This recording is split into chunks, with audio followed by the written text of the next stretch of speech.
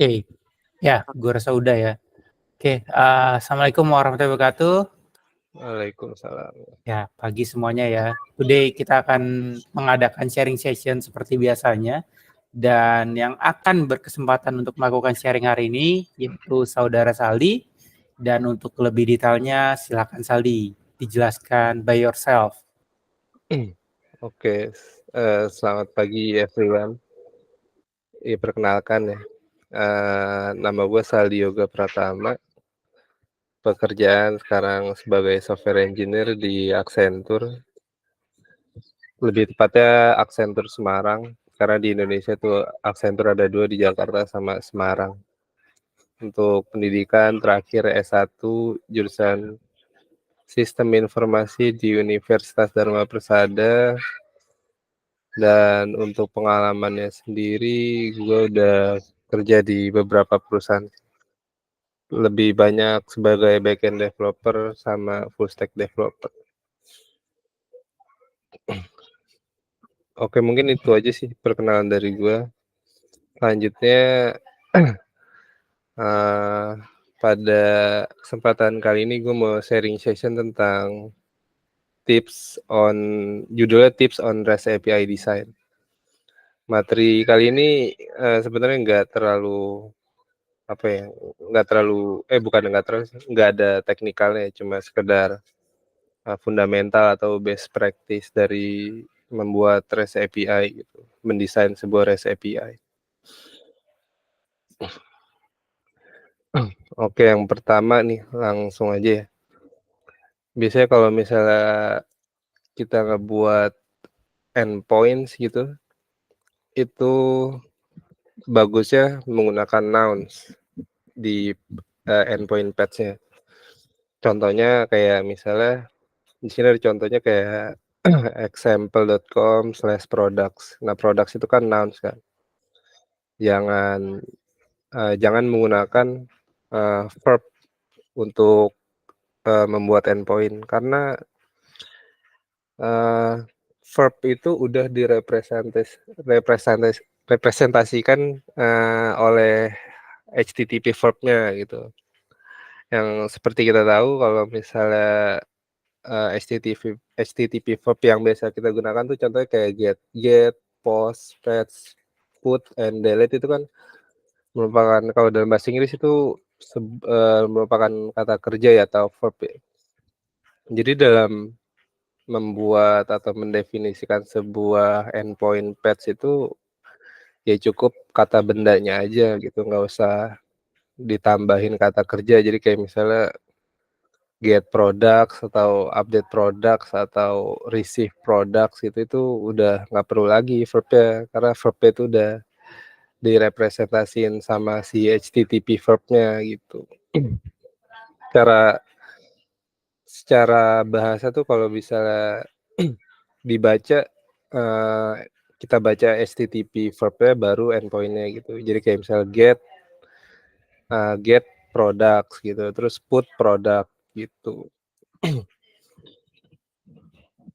Jadi itu lumayan lumayan penting sih, karena yang gua temuin di beberapa perusahaan gitu memang standarisasinya tuh kayak gitu. Jadi untuk di endpoint-nya cukup menggunakan nouns atau kata benda gitu. Terus yang kedua nih, ketika membuat atau mendesain REST API, bagusnya menggunakan JSON sebagai standarisasi untuk respon dari API-nya. Karena kenapa? Karena mungkin beberapa tahun lalu gitu, standarisasinya masih banyak yang menggunakan XML untuk komunikasi antar server atau antar klien gitu. Tapi makin berkembangnya zaman tuh, lama-kelamaan itu programmer ganti haluan dari XML ke JSON, dan sekarang JSON tuh udah jadi standar respon atau standar untuk komunikasi antar server atau antar klien gitu. Jadi bagusnya untuk membuat REST API ya REST respon itu JSON sama nerima request dari klien atau server lain itu ya bentuknya JSON gitu. Walaupun beberapa kali gue pernah juga sih masih nerima waktu itu ada kebutuhan untuk integrasi ke third party gitu ya. Dia masih menggunakan JSON gitu. Jadi itu salah satu integrator PLN gitu. Nah, dia tuh masih menggunakan XML sebagai respons dari API-nya. Cuma ya untuk zaman sekarang sih gue rasa bagusnya udah pakai JSON sih dibanding XML atau mungkin yang lain SOAP gitu ya. Gua itu udah apa ya, udah mulai ditinggalin sih kayaknya. Jadi bagusnya untuk format respons dari API kita menggunakan JSON. Yang selanjutnya adalah HTTP status codes. Jadi ini juga salah satu hal yang lumayan penting ya. Karena kenapa lumayan penting? Karena terkadang front end juga menghandle error dari respon API itu menggunakan status codes juga gitu, atau handle sukses juga berdasarkan status codes. Jangan kita ketika misalnya respons API-nya error tapi status kodenya tetap sukses gitu. Ini kadang menimbulkan apa ya, ketidakjelasan atau ambigu dari respon API tersebut. Jadi contohnya misalnya error-nya harusnya bad request dari klien tapi tetap statusnya 200 gitu. Itu kan apa ya, nggak jelas gitu kan respon API-nya. Dan biasanya respon status codes itu yang paling sering digunain ini sih, gue udah list di PPT ini. Yang pertama 200 itu biasanya untuk respons yang berhasil ya, biasanya untuk get data yang berhasil gitu. Kalau misalnya 201 itu untuk respon yang berhasil untuk create atau post data ke server. Kalau untuk 400 biasanya itu error-nya dari klien ya. Jadi misalnya di server kita itu biasanya ada validasi tentang request body gitu, atau request param juga bisa. Ketika formatnya nggak bener atau datanya nggak bener, biasanya status kodenya itu paling bagus 400 bad request. Terus ada 401 yaitu unauthorized user, biasanya kredensialnya nggak valid gitu. Terus ada 403 forbidden resource. Biasanya ini berkaitan dengan permission sih, authorization. Kalau 401 authentication, 403 biasanya authorization. Terus ada 404 missing resource, jadi not found ya. Udah jelas banget sih kalau 404. Terus juga ada 429. 429 ini bisa digunain buat rate limiting ya. Jadi kalau misal pakai rate limiting, bagusnya pakai ini sih 429 too many request. Dan yang terakhir yang paling sering, yang lumayan sering juga ini ada 500, yaitu internal server error. Jadi biasanya error ini kalau misalnya ada error yang nggak terduga gitu dari aplikasi, lumayan sering pakai status code sini 500. Kemudian ada satu lagi yaitu standardized response message. Jadi bagusnya itu ketika kita ngebuat atau mendesain sebuah REST API, kita harus membuat standarisasi responnya itu seperti apa gitu, supaya respons atau datanya itu konsisten. Jadi misalnya kita udah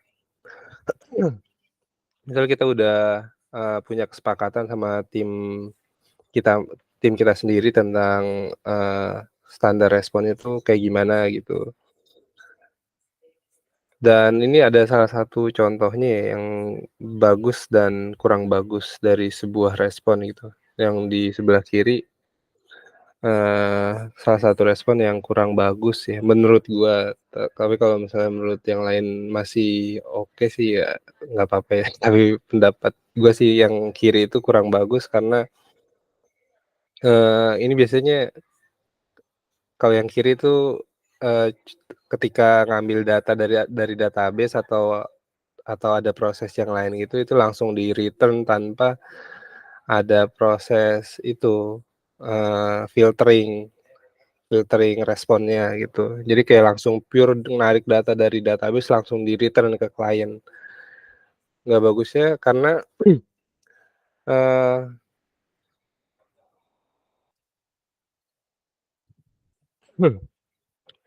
nggak bagusnya karena emang, ini aja sih, nggak ada deskripsi yang lain selain data data yang dihasilkan. Misalnya kayak, contohnya statusnya apa, terus biasanya ada status code-nya, terus ada message-nya gitu. Nah, yang kanan ini salah satu contoh, eee, respons message yang bagus, yang udah di-filter atau yang udah distandarisasi gitu. Dan, standarisasi respons message ini nggak ada ketentuan khusus ya. Ini bener-bener pure tergantung dari kesepakatan tim kita gitu. Misalnya mau nambahin key apa, nambahin message-nya apa, itu tergantung kesepakatan tim gitu. Nggak ada standar baku untuk menentukan, eee, key apa yang harus di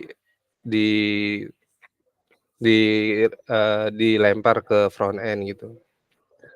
Jadi murni dari kesepakatan tim masing-masing.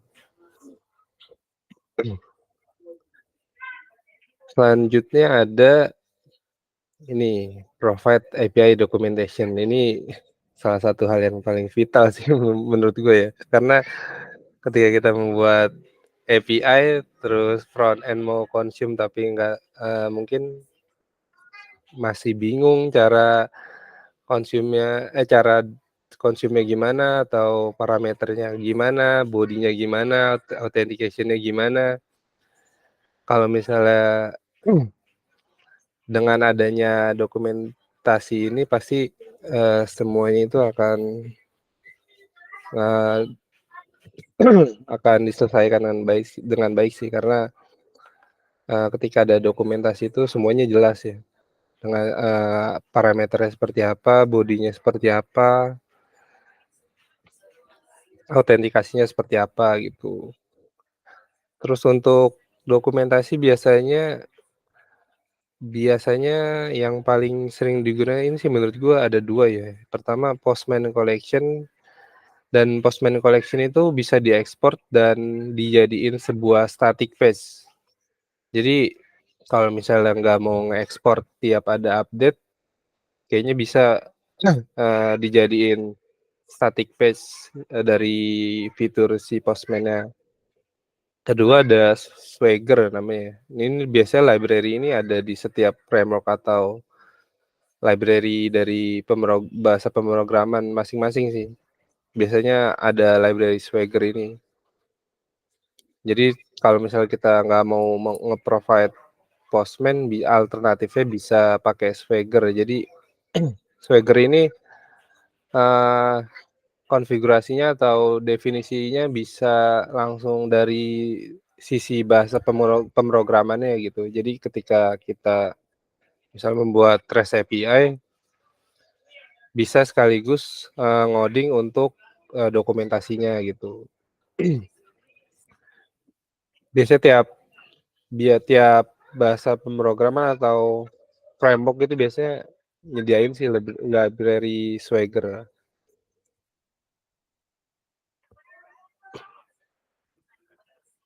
Nah, selanjutnya ada ini, Ada use pagination, filtering, and sorting.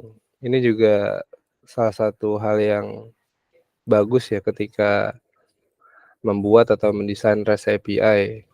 Karena apa? Karena di satu sisi ini bagus untuk merespons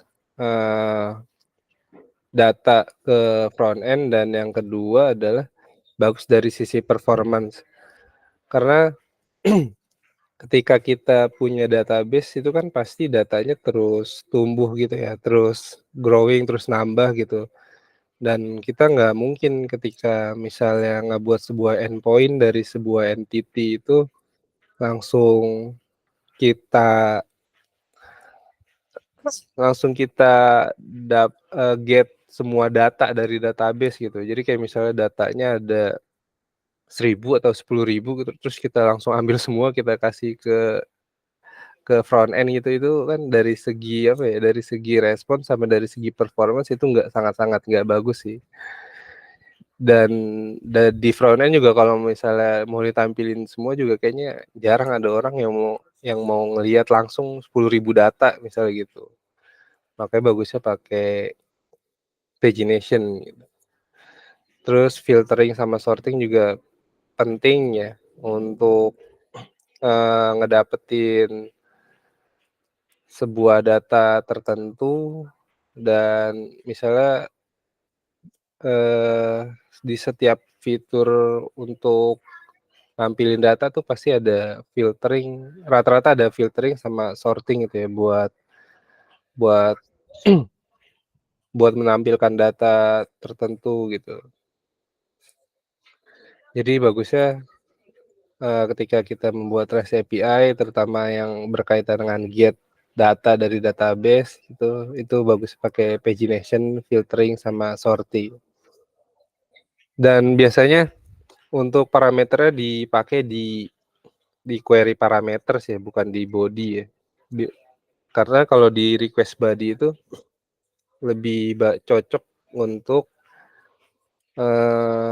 nge-create data atau nge-update data. Kalau misalnya untuk nge-get pakai body itu kayak setahu gue lupa sih bisa atau enggak, tapi kalaupun bisa tuh sangat-sangat nggak bagus sih.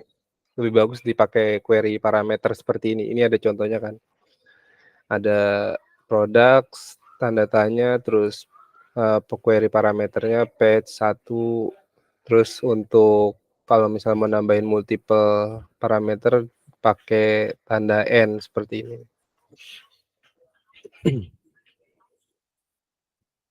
Kemudian selanjutnya ada SSL dan core. SSL dan core ini berkaitan dengan keamanan dari API yang akan kita buat gitu. Biasanya pasti API yang bagus itu pakainya HTTPS ya, karena dia menggunakan SSL. Walaupun gue juga masih waktu dulu tuh ya mungkin sekitar 2 tahun yang lalu sering integrasi ke third party, dan itu masih banyak yang pakai HTTP sih untuk biasanya pemain-pemain PPOB tuh masih sering pakai HTTP gitu. Tapi itu sangat-sangat nggak disarankan ya, karena berkaitan dengan keamanan untuk komunikasi antar klien sama server tuh bagusnya pakai HTTPS menggunakan SSL supaya terenkripsi gitu.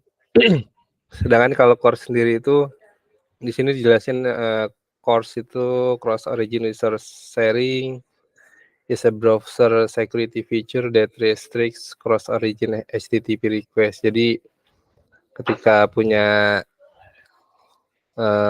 sebuah REST API atau kumpulan REST API, bagusnya menggunakan core supaya si REST API ini, server ini bisa ngenalin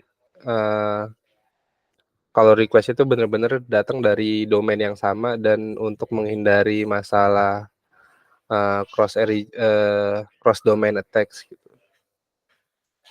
Dan ini SSL dan core ini kesimpulannya berkaitan dengan masalah keamanan dari sebuah REST API. Nah ini ini juga lumayan apa ya, lumayan sering digunain sih. Lumayan sering digunain, untuk respons API. Bagusnya ketika kita membuat atau mendesain REST API untuk menggunakan standar UTC-DATS. UTC-DATS ini, udah standar baku ya, ada standarisasinya yaitu, ISO 8601. Ini udah standar internasional untuk format data dan data yang berkaitan dengan tanggal gitu. Jadi ini contohnya tuh ada tahun, bulan, tanggal, terus di tengah-tengahnya ada T. T ini sebenarnya nggak ada makna apapun sih T ini. Cuma ngemisahin antara tanggal sama jam, sama menit, sama second-nya gitu. Nah yang paling pentingnya justru ada di belakang.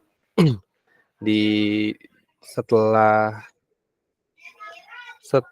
detik, di bagian detik setelah 08. Biasanya, Z ini, mendefinisikan itu, zona waktu. Misalnya zona waktunya +7 dari GMT atau +6 gitu. Ini untuk lebih detailnya kalian bisa, kalau penasaran bisa searching aja tentang ISO 8601 gitu. Untuk standarisasi format, data yang berkaitan dengan tanggal. Nah ini lumayan apa ya, lumayan penting sih kalau di gue yang sekarang. Karena, health check endpoint itu, menandakan kalau misalnya, eee, server atau aplikasi yang kita bangun tuh, berjalan gitu, sedang berjalan. Karena terkadang bisa aja gitu ya, karena ada suatu masalah, server kita lagi down gitu.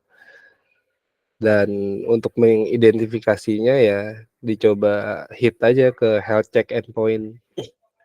Kalau misalnya health check endpoint ini nge-return status 200 atau, status message-nya oke gitu, itu berarti server kita berjalan dengan baik gitu, nggak ada error apapun gitu. Biasanya ini digunain, kalau di gue sih sekarang digunain ini ya, di AWS tuh kalau nggak salah ada fitur, health health check dari sebuah server biasanya pakai ini sih, pakai health check endpoint gini, supaya identifikasi server kita itu berjalan dengan baik atau enggak gitu.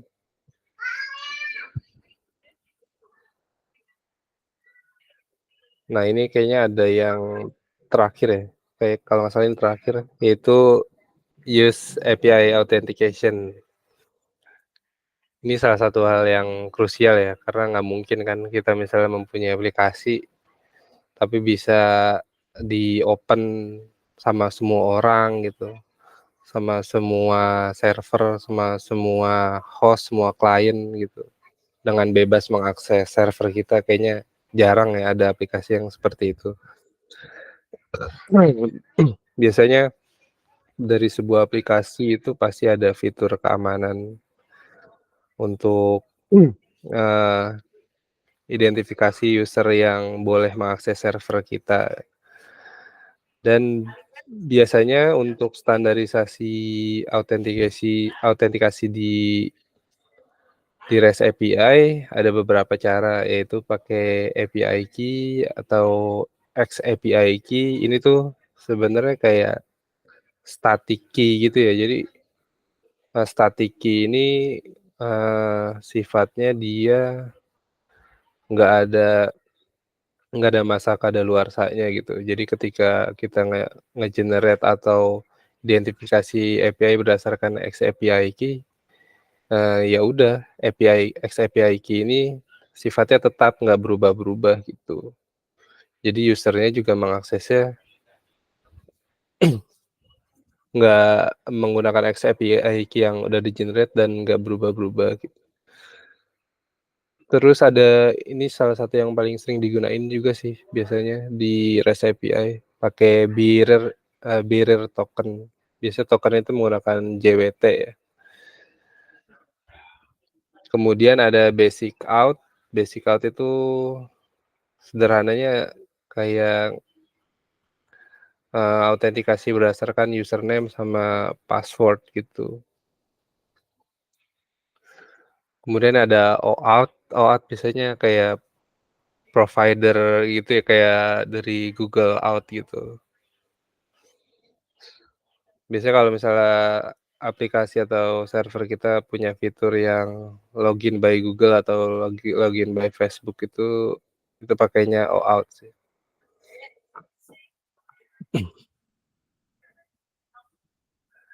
Oh iya, ini tadi tentang autentikasi itu adalah materi terakhir dari presentasi kali ini.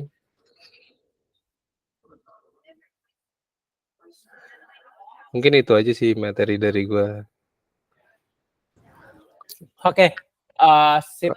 Yeah, thank you for bringing this topic ya, Saldi. Iya. It's a good topic and ya semoga bisa bantu orang untuk lebih memahami tentang ya gimana standarize dalam membuat sebuah REST API ya. So enggak apa namanya, kalau kan ada yang mau tanya lebih lanjut ya bisa mention Saldi di LinkedIn-nya. Ya sebenarnya di LinkedIn-nya apa sih? Saldi Yoga. Oke, Saldi Yoga. Ada Pratamanya apa Saldi Yoga? Iya, Saldi Yoga Pratama. Ya, bisa ini ya. Sesuai nama berarti ya, Saldi Yoga Pratama. Iya. Oke, bisa coba mention ke sana. Nanti akan coba dibantu oleh beliau supaya lebih paham lagi lebih dalam mengenai REST API ini. Oke, ya kita lanjut ya mungkin ke sesi tanya jawab. Mungkin dari teman-teman yang hadir di sesi ini bisa apa namanya, raise hand ya kalau mau bertanya. Nanti karena video ini akan masuk ke YouTube, jadi kalau teman-teman ada yang mau tanya di comment section, ya silakan nanti tanya comment section. Nanti gue juga akan bantu untuk mention Saldi ya supaya bisa answer that question gitu, bisa menjawab pertanyaan kalian di kolom komentar. Oke, langsung aja. Sini Ubay udah mau udah resen ya. Ya Bay, langsung aja ditanya mau bertanya apa, monggo. Oke, terima kasih semuanya. Mau nanya, kan kalau di API itu kan ada yang namanya REST Assured, tau nggak REST Assured? REST Assured. REST Assured apa tuh? Waktu itu apa ya? Atau tools kali ya? Itu agak kurang pahami sih. Ini Sa, mungkin lu bisa REST Assured. gue juga baru dengar sih. Atau kalau REST Assured itu apa ya? Apa struktur penulisan aja atau ini library ya?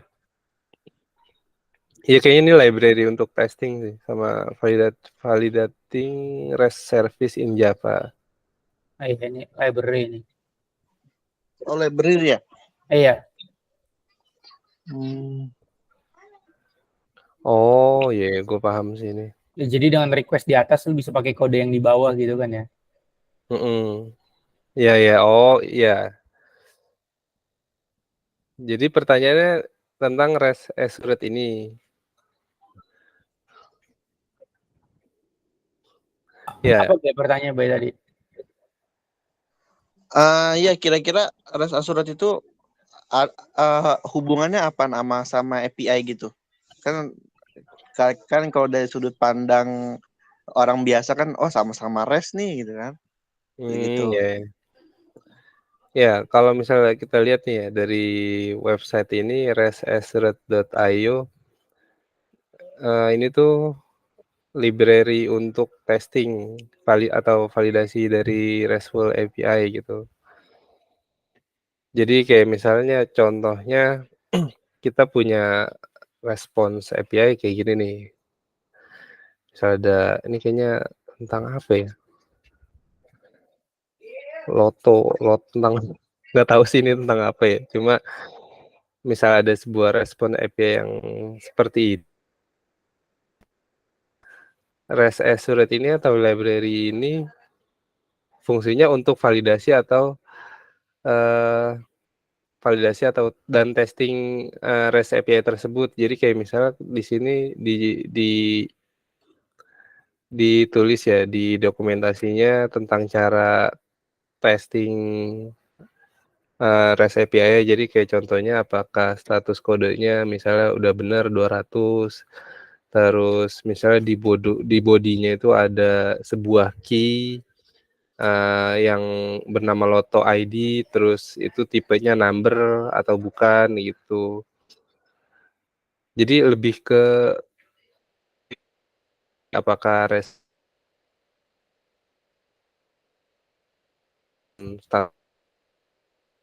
Sorry Sal, suara putus-putus deh kayaknya. Apa gue ya? Iya putus-putus Saldi. Sorry Sal. tes Iya, udah jelas belum? iya, better now. Ya, gue jelasin aja, jelasin ulang ya. Jadi uh, Ubay nanya tadi tentang REST assured. Jadi kalau misalnya kita lihat dari websitenya restassured.io ini, dia menjelaskan kalau dia ini sebuah library atau tools yang digunakan untuk testing dan validating REST API. Jadi misalnya kita mempunyai REST API dengan respon seperti ini gitu ya. Misalnya ada Loto, ada key Loto, terus ada di dalam Loto ini ada objek lagi, banyak gitu objeknya gitu ya. Ada Loto ID yang berupa number, terus winning numbers, ada yang berupa array of numbers gitu. Nah, terus fungsinya si REST assured ini untuk validasi nih, untuk testing dan validasi dari REST API tersebut. Jadi ya misalnya ketika REST API itu respon sukses, bener nggak sukses? Dengan cara identifikasi dari misalnya status kodenya bener nggak 200. Terus dari respons bodinya itu bener nggak ada key Loto, terus di dalam key Loto ini ada Loto ID, tipe datanya number gitu. Kalau yang kita lihat dari website-nya sih seperti ini. Dan biasanya tiap bahasa pemrograman atau framework pasti punya library sejenis ini sih. Kalau ini REST assured ini mungkin di apa ya? Kayaknya fokus di ini deh, di Java Spring nih kayaknya. Kalau nggak salah ya, Bay ya. Nah, biasanya di Node.js atau Golang atau PHP itu pasti punya library untuk testing sendiri sih. Oh iya. Kayak ini buat Java gitu deh. Iya, kalau di sini sih kayaknya untuk into di Java domain, kayaknya fokus di Java sih dia tuh. Dari codingannya juga kelihatan Java sih, pakai Spring Boot pasti. Jadi gitu, Bay. Dia tuh untuk validasi respons API. Validasi respon API ya. Biasanya itu digunain di apa ya? End-to-end testing sih biasanya. Jadi misalnya ngetes controller, responsnya tuh kayak gimana gitu. Dan ini biasa dilakuin oleh programmer sih ya, bukan QA kayaknya deh. Iya. QA juga sekarang banyak Oh banyak ya, yang yang automation gitu, ya. automation API gitu. Iya kalau iya betul. Gue sih pernah sih ya, tapi nggak pakai REST assured gitu. Oke. Terus ada lagi nih. Tadi kan ngomong apa status code gitu ya. Nah itu status code itu yang itu emang udah standarisasinya begitu atau gimana ya? Yang HTTP gitu. Yang tadi di materi. Yang status code mungkin salah. Oke. Mungkin Pak Faldi bisa menjawab. Apa baik? Iya, maksudnya gue masih bertanya-tanya aja sih kalau status code itu kan yang 400, 404 gitu kan. Nah, itu tuh itu tuh emang standarisasi dunia atau emang ada materi di dalamnya gitu? Ya itu standarisasi apa ya worldwide ya. Jadi tadi yang di share sama Saldi itu yang in general ya, yang umum gitu, yang Iya. umum biasa digunakan gitu. Kalau andaikan apa namanya lo pelajaran lebih dalam lagi, sebenarnya ada lebih banyak kayak 501, 503 gitu, ada banyak sebenarnya Iya. error status code, dan setiap status code itu punya meaningnya masing-masing gitu, punya maksudnya masing-masing. Nah, lo bisa apa namanya? Kalau mau cek tahu itu banyak lah beredaran, kayak misalkan tadi tuh gue sempat ngecek di ini Mozilla. Di Mozilla ini ada mana ya status ya? Oh, ini dia, kayak nggak salah. Nah, ini nih, dia lumayan lengkap nih. Gue akan share di sini ya, di chat. Nah, ini Mozilla lumayan ngejelasin banyak lengkap ya untuk setiap status code-nya. Gitu, baik. Iya bener. Oke. Jadi emang HTTP status code itu emang udah jadi standar baku sih untuk ngebuat REST API gitu. Berarti kalau misalnya ada perusahaan itu lucu ya. Perusahaan apa? Misalnya ada suatu perusahaan cuman status code-nya custom gitu, mau suka-suka dia. Kagak bisa ya? Oh iya iya. Iya. Ini menarik sih menarik. Jadi kalau nggak Iya. salah ya, oke. Eh, Pal, lu pernah nge-custom HTTP code nggak? Kalau nge-custom HTTP code sih belum pernah ya. Heeh. Biasanya kalau aneka memang custom tuh gue lebih custom di respon body-nya sih. Iya bener-bener. Misalkan ada error code apa gitu. Kita biasanya nyebutnya error code ya. Iya iya bener-bener. Nah, itu bebas tuh, bisa sampai ribuan atau 2.000 gitu, bahkan Nah 10.000 gitu. iya bener-bener. Iya bener sih menarik.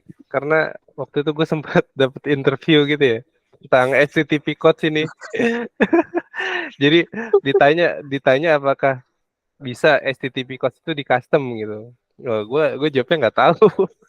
Soalnya nggak pernah ngelakuin karena biasanya menggunakan yang standar yang udah pasti gitu kan, kayak misalnya 200, 201, 400 gitu. Dan untuk possible atau enggaknya untuk sekarang gue nggak tahu ya possible atau enggak. Tapi biasanya kalau untuk third party itu mereka punya status code sendiri untuk yang tadi dibilang Ripa tuh bisa nge-custom status code di message gitu. Tapi kalau untuk di headers dari responsnya itu belum tahu sih gue bisa possible atau enggak gitu. Ya, mungkin nanti dicari tahu sih. Tapi kalau Oke. untuk yang di response body ya, response body itu bebas ya, perusahaan tuh emang bebas. Misalnya punya standar status code sendiri tuh bebas-bebas aja kalau buat di response body-nya. Respon body itu yang tulisan gitu kan? Ya, yang di mana ya contohnya? Bentar. Maksudnya kayak Nih, nih kayak di tulisan ininya, di responsnya gitu.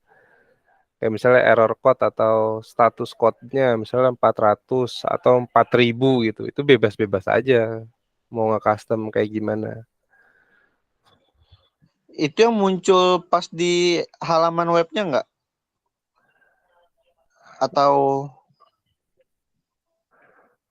Halaman web yang mana? kayak misalkan kan kalau kita nggak bisa nge-hit ke internal server kan error kan websitenya kan. Nah itu kan kayak muncul tampilan 404 not found gitu kan. Iya. Nah Nah, kalau kayak gitu itu tampilan itu bisa di custom nggak?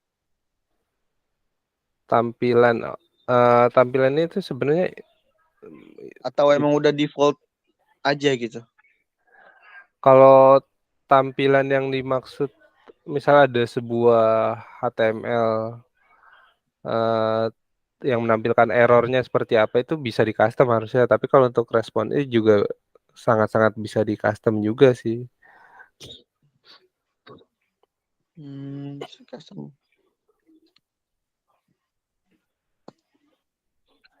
Iya bisa di custom sih Bay harusnya. Bisa ya. Mungkin memang secara universal mungkin defaultnya seperti itu ya.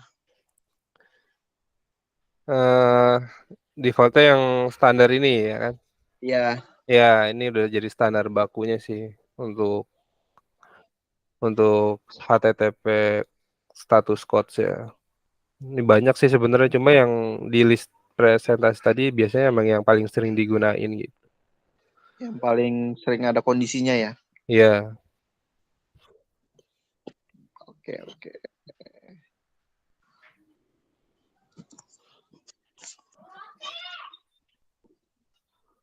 Oke, cukup dari gua. Terima kasih, Pal. Siap, siap. Ya, oke. Thank you udah bertanya ya, Bay ya.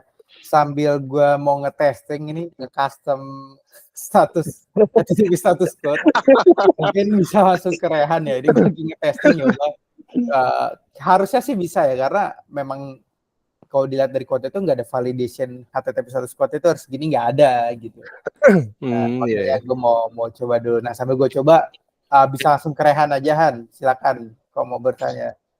Oke, ya, gue mau nanya tentang body dari request dari si REST API ini. Itu kan ada yang namanya application/JSON ya. Kan biasanya kan normalnya pakai yang JSON tadi ya udah di-mention. Terusnya itu ada yang namanya application/XWWW URL encoded. Nah, apa sih bedanya si URL encoded ini sama si application? Ya, ya. Bentar ya.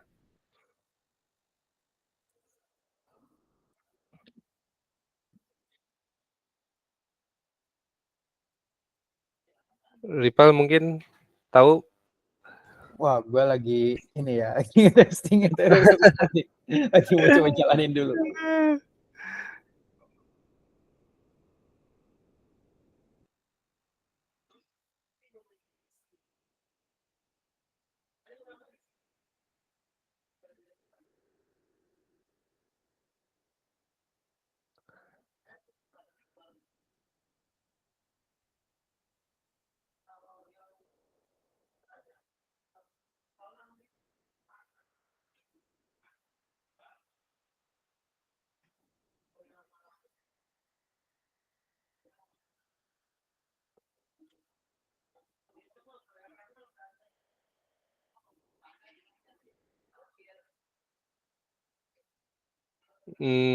Bentar ya.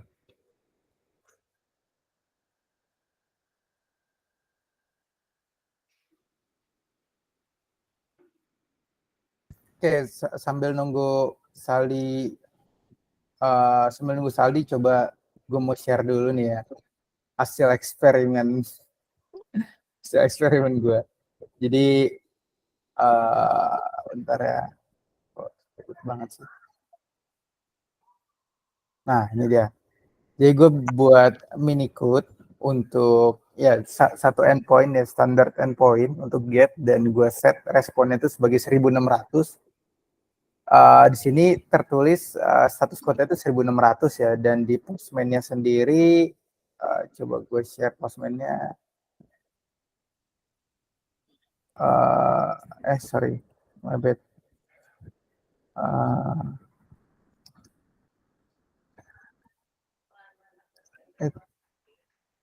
Bentar ya, kok ribet sih. Oh iya, benar. Entah kenapa di postman-nya itu dianggapnya 200 gitu status code-nya. Mana ya? Ya, Postman. Oh, pakai Ubuntu ribet banget mau nge-share dong. Harus berkali-kali. Nah, saya itu jadi 200 ya. Entah mengapa. Tapi gue sempet coba kalau gue jadiin 600, tadi kan 1600 ya. Terus gue coba jadiin 600. Dia tuh responnya 600. Nah, tapi kayak gini agak aneh tuh. 600 satu squad 600 gitu lah. Intinya bisa ya. Cuman nggak Ya. apa ya. Tadi saya gue coba 1600, balikinnya malah 200 gitu. Gue coba balikin lagi 1600, gue restart service, gue call lagi ke postman-nya, nanti jadi 200 gitu. Seperti itulah. 600 bisa intinya ya. Cuma gue nggak tahu nih limitasinya sampai berapa. Soalnya 1600 tuh dianggap 200 oke. Kayak gitu. Ya. Menarik sih. Karena gue pernah dapet pertanyaan seperti itu. Itu pasti interview HRD apa user? User. Nggak mungkin dong HRD nanyain kayak gitu, Bay. Bisa nggak nih? Custom response code gitu. Tapi gue pernah nemuin ini loh, Sal. Apa namanya? HRD IT. Jadi dia tahu Oh dia ya, pertanyaan dikit-dikit ya. teknikal. Iya. Gimana tadi pertanyaan Rehan? Jadi lu jawab. Oh iya. Oke, tadi pertanyaannya ini ya kalau nggak salah gini. Apa perbedaannya?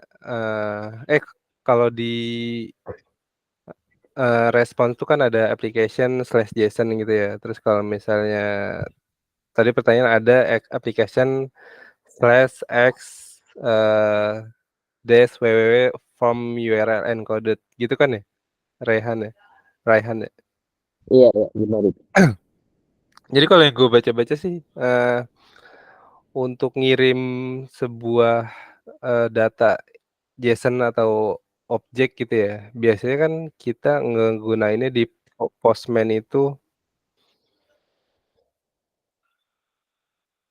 Wah, suara lu hilang, Sal. Iya bentar, gue share screen lagi sih. Nih, gue coba share screen. Nah, ini biasanya di Postman tuh untuk ngirim data, kan biasanya di body ya kan. Nah, di body ini ada tipe-tipenya nih. Ada form data, x www form URL encoded, raw, binary, GraphQL gitu. Untuk pengalaman gue sih lebih sering pakai form data atau raw JSON gitu ya. Bisa juga raw text atau raw XML. Aduh. Wah, suara hilang lagi, Sal. Iya, gue nahan batuk. Oh, nahan batuk. Dia tuh diem, Pak, bukan nggak ada suaranya. Enggak, soalnya di gue gambarnya tuh enggak ini. Enggak, tenggorokan gue lagi kurang enak ya. Oh iya benar. Gara-gara kemarin tuh. Biasanya untuk ngirim data ke server atau ke API itu yang paling sering digunain tuh form data sama raw JSON ya kan. Kalau form data itu biasanya digunain ngirim sebuah sebuah key, sebuah objek juga, tapi disertai dengan ini file gitu. Jadi kalau misalnya ada mau ngirim data tapi sekaligus file, biasanya menggunakan form data. Soalnya nggak bisa nih kalau misalnya ngirim raw JSON, mau ngirim data JSON tapi sama file nggak bisa gitu, kecuali mungkin URL file baru bisa. Tapi kalau misalnya mau ngirim data sekaligus file itu pakai form data. Nah, barusan di Postman tuh ada XWW form URL encoded. Gue jujur sih belum pernah pakai ini ya, tapi kalau yang gue baca-baca adalah ini tuh hampir sama kayak form data. Dia tuh berdasarkan key juga. berdasarkan key sama value gini. Hampir sama dengan JSON gitu ya, ngirim di body gitu. Tapi nanti di server kalau nggak salah dia ngirimnya bakal jadi string. Jadi kayak misalnya Gua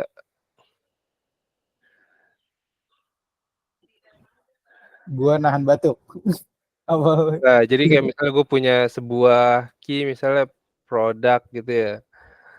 Terus value-nya MacBook. Nah, kalau misalnya di server, kalau misalnya pakai raw JSON, nanti dia jadinya JSON object kan. Tapi kalau misalnya menggunakan XWW form URL encoded ini, dia tuh di server kalau nggak salah, dia jadinya bakal jadi URL string sih harusnya. Kayak misalnya produk gitu sama dengan MacBook. Dan mungkin ini nanti ada encoded-nya atau iya pokoknya ada encoded-nya kalau nggak salah ya. Soalnya yang gue baca gitu. Jadinya nanti ngirimnya sebagai sebuah string ke server bukan jadi objek gitu. Mau nambahin kali ya. Iya, coba. Sebenarnya form data sama form URL encoded itu sama ya. Sama-sama Sama. key value. Cuman bedanya itu oftenly yang pakai form data tuh biasa untuk send image dan lain-lain gitu. Ya, file kan. Karena Image. sendingnya as a binary ya ketika server gitu. Tapi how to get-nya, ya form data bisa juga kirim string biasa gitu, dan get-nya pun mirip dengan lu get di form URL encoded gitu. As far as I use both of them ya, gue menggunakan kedua metode tersebut, di Golang itu sama cara get-nya gitu, nggak ada perbedaan. Jadi yang membedakan hanyalah gimana cara sendingnya dari klien ke servernya, itu aja sih bedanya. Yang pasti yang URL encoded tadi itu nggak bisa send image atau file gitu ya. Sementara yang apa namanya tadi form data ya, form data itu bisa kirim image, file, ya something like that. Gitu sih. Berarti URL encoded sama form data itu hampir mirip. Ya, bisa gue bilang mirip. JSON, objek gitu. Key Iya, berdasarkan dia key gitu. key value, bukan objek. Kalau yang JSON kan objek ya. Yeah. Itu Raihan, lu nanya ini ada kebutuhan atau pernah pakai? Dia pakai API. Gue punya API kontrak. Gue lagi ngajarin murid gue kan. Nah, API kontrak gue tuh ya beneran API yang live gitu. Tapi bukan API kantor gitu. Nah, gue tuh pakai URL encoded itu. Nah, makanya dia nanya di sini. Pakai URL encoded. Oh, bener.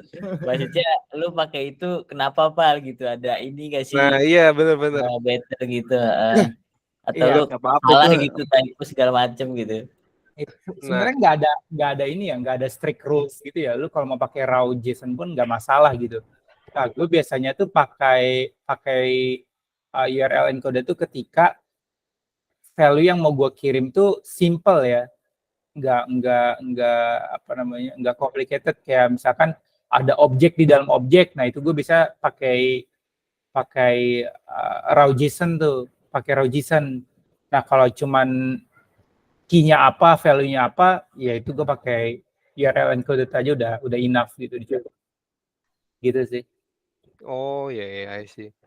Jadi kalau data yang simple, nggak banyak ya bisa pakai URL encoded itu tadi ya? Iya. Ya bener sih, bener. Karena yang jadi concern lainnya adalah ketika gue write in Swagger di API kontraknya, kalau gue pakai URL encoded tuh gue bisa styling di API kontraknya tuh ini as required, terus minimal value minimal dan maksimal value segini, itu bisa di API kontrak. Tapi kalau lu pakai raw JSON, lu tuh nggak bisa nandain bahwa atribut ini tuh required gitu, itu nggak bisa. Oh, gitu. ya, paham.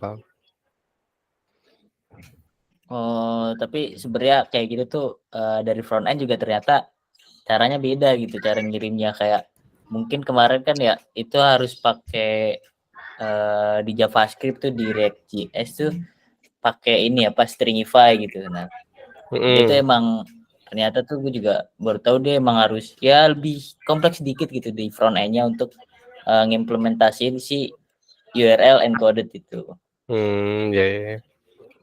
Itulah fungsinya API kontrak ya, supaya ada agreement di orang depan ataupun belakang. Oke, An udah terjawab ya? An? Aman, thank you banget nih. By the way, gue izin live duluan nih karena gue harus ada meet lagi nih. Oke. Wih, mantap. Thank you semua. Meet sama pacar. Bukan, bos gue minta gue demoin ini. Woi, weekend bos. Weekend. Bos, tangon bos. Tell to your boss. Dia, if he needs engineer from backend ya, he can reach me ya. Because merintis. Oke, An. Thank you. Sorry banget nih ya. Oke, thank you semuanya. Santai. Oke, ya gue rasa udah semua ya pertanyaannya ya. Kalau gitu ya bisa ditutup. Sekali lagi thank you buat Saldi yang udah sharing knowledge-nya tentang gimana how to standardize ini ya RESTful API. Dan sekali lagi semoga ini bisa menjadi insight yang bermanfaat buat yang lain dan bisa menjadi ya ini memang tidak lengkap banget ya Sal, tapi at least bisa menjadi pijakan untuk orang yang ingin belajar tentang RESTful API lebih dalam ya. Iya betul sih. Emang nggak lengkap banget sih emang. Betul. Jadi memang perlu itu sebenarnya cukup lengkap, tapi perlu pendalaman lebih aja ya untuk bisa menguasai itu sebenarnya. Oke, jadi tadi kan udah ngebahas API kontrak dan lain-lain itu udah harusnya enough sih ya. Sampai how to naming endpoint-nya, cara menamakan endpoint yang baik dan benar gimana kayak gitu, itu udah mantep banget. Oke, kalau gitu izin gue tutup. Sekali lagi thanks a lot yang udah hadir. Thank you juga buat Ubay. Ya kalau gitu gue ucapkan salam dulu ya. Assalamualaikum warahmatullahi wabarakatuh. Thank you. Waalaikumsalam. Thank you guys. See you next week.